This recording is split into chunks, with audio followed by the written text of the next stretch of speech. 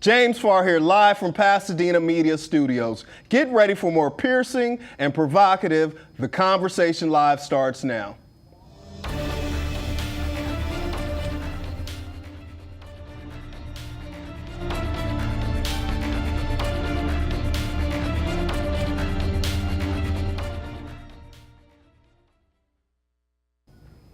And welcome to another episode of The Conversation Live. The Conversation Live focuses on social justice, restorative justice, inclusion, and equality. Today we're going to have a very critical and uncomfortable conversation. Joining me today, and you're hearing me correct, former prosecutor and now municipal cannabis consultant, Yvette McDowell is going to join us in the seat. And over this past weekend was what widely is celebrated across the country as 420, where many gather and celebrate and consume, smoke, and ingest cannabis.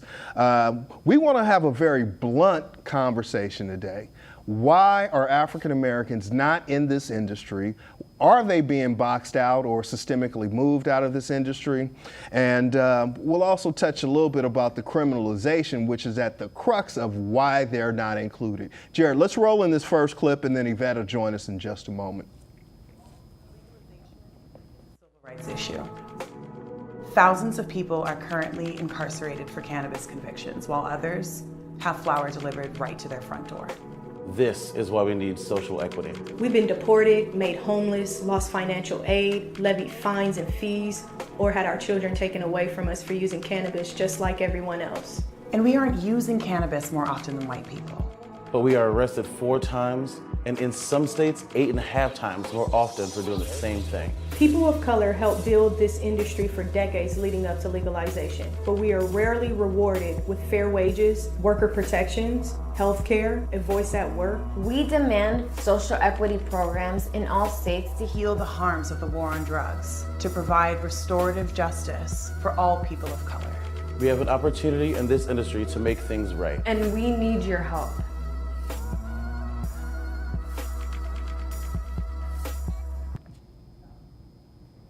And welcome back. Yvette, thank you so much for joining me. Absolutely, James. A pleasure to be here. You know, we have a storied history. We've known each other for quite some time. Yes. You know, when I first met you, as I talked about in the opening, you know, you were a prosecutor. Correct. Now you're in the cannabis industry. Correct. And most people are like, what? How's that work? But, you know, I want to first jump in, Yvette, because, you know, this industry is on pace to being, you know, at some point a $200 billion industry. Some have predicted within the next 10 years. Mm-hmm. And currently it's somewhere around $25 to $27 billion. But as we saw in that first piece, you know, blacks have been penalized and criminalized for doing what many people do across the country. Why are the laws so draconian? Why are blacks more impacted when stats show that they don't use cannabis more than anybody else, than any other group? James, one of the things that we have to take into account is the historical context. We always have to go back in history and look at where we've come from. You know, this country, while it's a great country, does have a checkered past when it comes to racism. And racism has played a huge part in the criminal justice system. So that's where I trace the origin of it, where people of color are most impacted. Whereas, you know, whites smoke cannabis just as much, some more, according to statistics, than people of color, in particular Latinos and African Americans. But in terms of arrest rates, incarceration, penalties, it falls predominantly on people of color. So again, we could be here for many, many episodes if we want to talk about history and the criminal justice system. Okay, because I know, you know, eons ago when the movie Reefer Madness came out, you know, kind of how they propagandized first, Yeah. and then criminalized. Yes. You know, many. I was just doing some research preparing for our conversation today. Even the name marijuana Yes. was racialized in terms of kind of stigmatizing Mexican Americans and folks immigrating from America. So kind of looking at this whole situation now, the incarceration rate is so much higher for African Americans, so much higher for Latinos and people of color. Some cities are exploring, and maybe this is something that the city of Pasadena would consider, because as they prepare to issue license for recreational cannabis dispensaries and retail outlets, do you think it's something that the city should look at maybe possibly expunging, kind of going back in the past? Why is it important to now go back and expunge people's records who picked up a $5 dime bag or a $10 dime bag conviction, 20, 30 years ago? Why is that important today? It's critical. We want to give access to everyone in this industry. This industry is not new. The only thing new about it is the regulation. The people spoke when they voted Proposition 215 in, Proposition 64 came about. It opened up the doors for people to participate. But if you have criminal convictions, those are things that can be barriers to entry. And with low-level cannabis convictions, offenses, why should an individual continue to be penalized for those things? And absolutely, they should be expunged. There is no reason why they can't. As a matter of fact, there is legislation on the books that advocate for expungement. It's not a difficult thing to do, but a lot of people don't know. And so let's just remove another barrier to entry. Do you think at the federal level the cannabis ever be rescheduled? I do believe it will. It's going to take a while to reschedule, but I think ultimately it will happen. There are a lot of factors to talk about for rescheduling, whether they reschedule, deschedule. A lot of factors are involved. It's considered a class 1 drug with heroin and cocaine and peyote, methamphetamine, all of that yes. type of stuff, which it should not be. I was a firefighter paramedic in the city of Pasadena, and I spent a lot of years in the field treating opioid overdoses. One thing I can tell you, with the hundreds of overdoses that I saw that are opioid based, I never saw one overdose from cannabis. Never one. If anything, I saw people mellowed out, I saw them hungry, but I never saw an overdose. So to be classified as a Schedule I drug makes absolutely no sense. So nobody ever came at you in a rage because they were consuming cannabis? They're mellowed out. They're on the couch. They may be hungry, but they're not coming at me.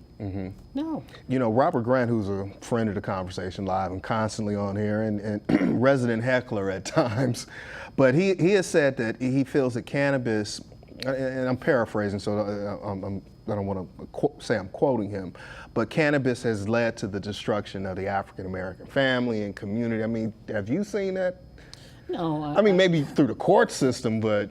Yeah, I know Robert Grant, a good guy, but cannabis is not the factor that has destroyed African American families.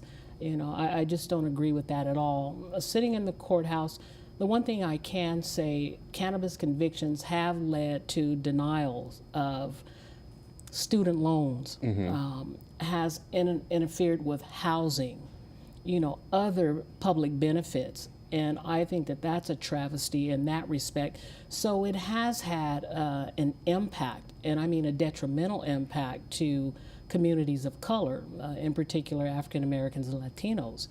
But to say it has destroyed families, no, I can't agree with that. Let me check in real quick. You're watching The Conversation Live. The Conversation Live focuses on social justice, restorative justice, inclusion, and equality. My guest today is Yvette McDowell. Yvette is an attorney. She's also a municipal cannabis consultant. She works with cities and helping them identify regulations. She helps people file applications. She's just really immersed herself. And also, you're doing some lobbying up at the state level. That's correct. Why, how did you end up at that table? When I got involved with this industry, and just quickly, my mother was the catalyst for me in this industry. I watched her suffer from Parkinson's disease, 3.5 years that she went through this. And when I learned of the medicinal benefits that cannabis was showing with Parkinson's patients, that's what led me to this. And as such, I love advocating. So I became a member of organizations that really focus on advocacy at the levels where people can make significant changes, like your state capital, Washington, D.C., becoming a member of the California Cannabis Industry Association, which is, in my opinion, the most impactful lobbying organization for the state of California. I was recently elected to their board of directors, and I now staff a committee that deals with diversity and inclusion / social equity. So that puts us in the presence of those who are creating legislation. We have a chance to weigh in on things, to look at the fairness, the reasonableness of it, and that is huge. I would rather work from the inside than the outside looking in, because I always say, if you want to help plan the menu, then you have to sit at the table for the dinner. And I would rather sit at the table. You know, we look at that, we touched on it a little bit earlier, and I definitely want to get into some of the social equity before we get out of here. But when we look at this industry growing, Jared, go ahead and cue up this second video. You know, we really want to understand some of the finances and business opportunities out there. Jared, can you roll that up, please? What we've seen take place in the last 2 years has been the most rapid transformation of any industry I've ever seen. When you look at the whole thing, 10 years out, the legal cannabis industry, hemp, and all of them combined could be $200 billion a year. It's massive, and it's going to be expanding at a rate that is unprecedented, nearly doubling every year for very likely the next 6 or 7 years as it becomes a regulated market. Is this a good time for investors to be getting involved? The answer is, it's a good time for investors to be getting involved as long as, one, they've done their due diligence and they know what they're getting involved in fact. Two, they have the risk tolerance for a very high risk, very fast growing industry that is going to be dependent on due diligence and research like nothing I've ever seen before, because of the fact that every state market right now is different, every country is different, and they're adapting and changing dramatically. And then most importantly, as long as the investors realize, sure, you can get in and see unprecedented valuation shifts in short periods of time, because as you migrate the black market to the regulated market, what happens is you're creating an opportunity for a pre-existing industry to be more comfortable for the consumer, so there's no new consumer behavior other than doing something easier than what they've been doing before. That leads to very rapid valuation shifts. The key is to be able to get in and get liquidity and know how to do that and plan for that from the beginning. If an investor can approach it that way and can understand how to create a strategy for themselves, then they absolutely should be looking at this market. All right, welcome back. So Yvette, you know, we heard about the opportunities, but there was some language in there that made me just a little uncomfortable. Black market. Yes. We talked a little bit earlier about marijuana. Yes. And how that stigmatized and criminalized Mexican Americans. Why does, I mean, and he's not a government agent or work for the government or anything, but the FBI, the DEA, all of them use that type of language. I gotta address that before we kind of move into this up. Why is that still happening? Well, it's still happening because it's a cultural norm to use black market. It makes me uncomfortable every time I hear it because of the stigmatization of it. As we know, back in history, Jim Crow, blackface, it was all negative.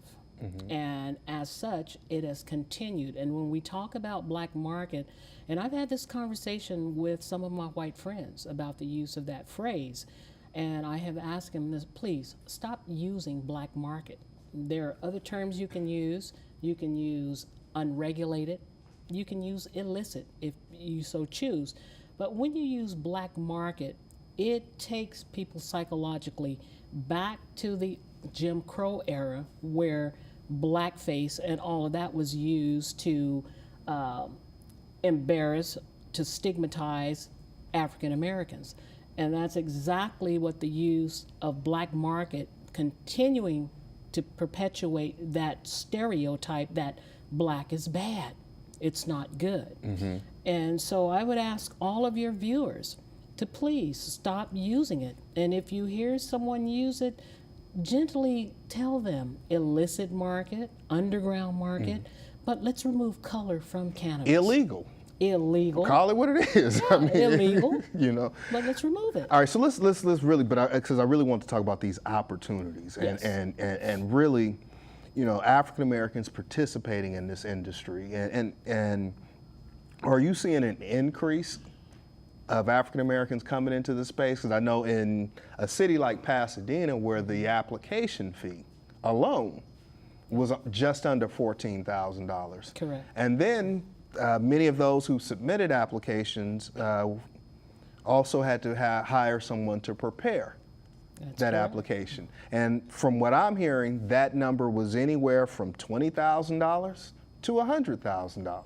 Yes. Depending upon who prepared the application for it. So you telling me the cost of entry right here in the city of Pasadena could be anywhere from, you know, what, $40,000 to $100,000+? It could be, depending on who's prepared your application for you, what they did, and you are correct. Just under $14,000 was the cost to submit an application. Just to submit. Just to submit the application. Now, moving forward, that's no guarantee that your application is going to be accepted. Pasadena is going to allow 6 retail stores here. There's going to be some manufacturing. There's going to be some testing. Will your application be one of those? Could, it could not be. But if it is moving forward and you have to build out facilities, you have to take into consideration security, all the other things that go along with that, you could spend easily up to $1 million. So like buying a McDonald's franchise. Kind of like buying a McDonald's franchise. As a matter of fact, I did speak to a gentleman who said that they were going to invest $1 million in the build out if in fact their application was approved and they were granted a license. I mean, that's more expensive than a liquor license. Well, I don't know about liquor licenses, but I know it's expensive. It can be more expensive. Let me say it qualified that way. It can be more expensive for an alcohol license. But how does you know, I don't know many people that have that kind of cash. No, there are not too many, and in particular people of color. This is one of the reasons why the whole concept of social equity was Yes. created. It was to impact those who were disproportionately impacted by the war on drugs, to give them some priority processing to enter the space, to help remove some of the barriers that exist. Because you're not going to come into this industry unless you have some help. Investors are coming in, putting a lot of money into this industry. So for people of color, that simply means you either have investors with a lot of money or you're not coming into this industry. So it's critical to have social equity work in cities, and not very many cities in the state of California have social equity programs. Well, on the other side of this, we'll talk about Pasadena, you know, and where they are in this space. You're watching The Conversation Live. The Conversation Live focuses on social justice, restorative justice, inclusion, and equality. My guest today is Yvette McDowell, and Yvette is a municipal cannabis consultant. What does that mean? She helps cities, governments, and individuals kind of do business together. We're talking now about the social equity piece, and you know, we've talked about folks who have been kind of excluded from participating in the cannabis industry because of possibly a prior drug conviction or other things. Where is Pasadena at with the social equity program? Pasadena does not have an actual social equity program for the city, but for those applicants, there had to be sort of a corporate social responsibility to include social equity. So it's going to be incumbent upon that individual who's granted a license to put together something that resembles a social equity plan. What does that look like? It depends. There's not a standard in place for it. So you have to know what you're talking about with social equity. What does that entail? That means you need to have some history of the impact of the war on drugs in order to craft something. You know, many individuals who found themselves impacted by the war on drugs, they were not entrepreneurs in that respect from a legitimate business. So you need to have training in place that's going to prepare someone for what it looks like to run a business. Not everyone wants to be a business owner. We understand that.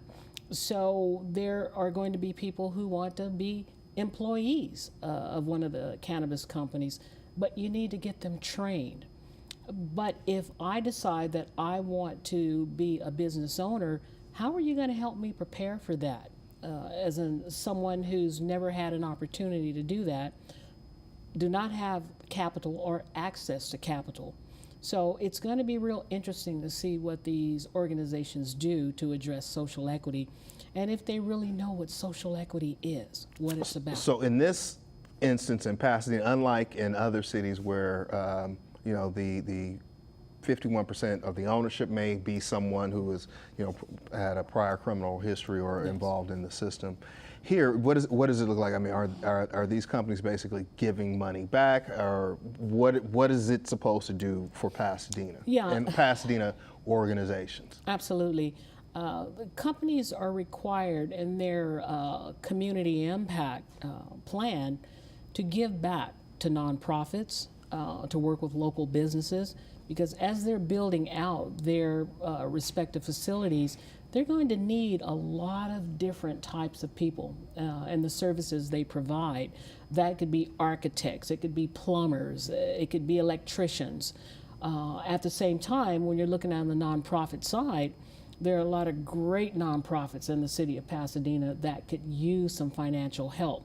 So depending on who that company is, they will make the determination as to what percentage they're going to give a nonprofit in order to move the whole social impact along. So it just depends.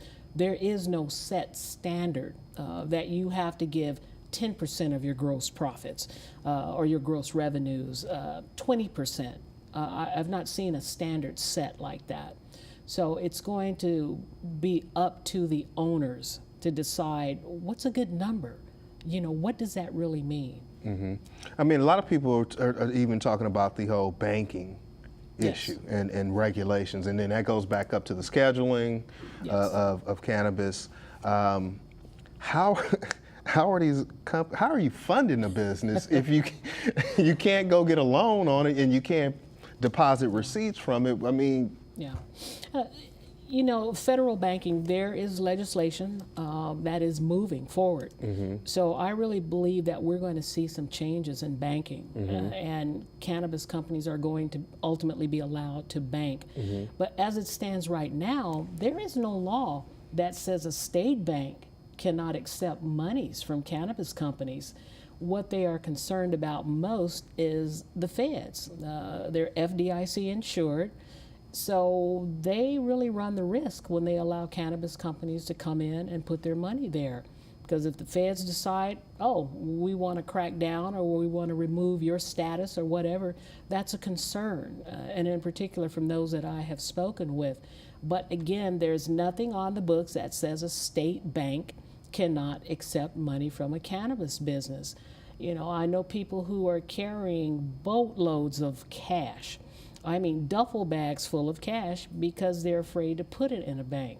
So, you know, this creates a public safety issue, and in a big way. So I would hope that the feds really pay attention to what's being created by not allowing banks to open the doors and say, bring your cash in just like any other business. Okay. Well, we got just about a couple more minutes before we got to get out of here. And before we do, if you're African American and you're interested in getting in the cannabis industry, Yes. where should you start?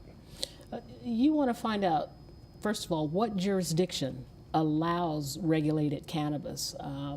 Not all cities are participating. As a matter of fact, about 80% of the cities are not allowing cannabis. They have banned it. That's in LA County. That's throughout the state of California. Gotcha, okay. Okay, they have banned cannabis in their jurisdictions. So that's the first place you want to start. Where do you want to set up shop? You need to find out what are the requirements. What type of part of the plant are they going to allow in the city? Is it retail, manufacturing, testing, cultivation? What is it? You need to figure that out. And where are you with what you're trying to do? Does it fit into one of those categories? You need to know what the costs are. You need to know what the build out is. There's a lot that you have to look at to see, do I qualify? Do I have the money to start up? Because I don't advocate for anybody to try to enter into this industry unless you've done some homework. And I would say hire the experts, hire the attorneys that know, hire those that specialize in regulation, those that specialize in putting applications together. You need to hire the experts. Don't try to navigate this maze by yourself because you'll wind up losing a lot of money in the process. All right, we're going to leave it right there. Again, Yvette, thank you so much for taking time out of your schedule and sitting down and talking with me. Folks, again, you're watching The Conversation Live. The Conversation Live focuses on social justice, restorative justice, inclusion, and equality. My guest today was Yvette McDowell, and Yvette is a municipal cannabis consultant. If you're interested in getting in the cannabis industry, make sure you follow Yvette's advice in terms of hire someone that can help you put that application and help educate you. Till we have another opportunity to speak with you, as always, agape.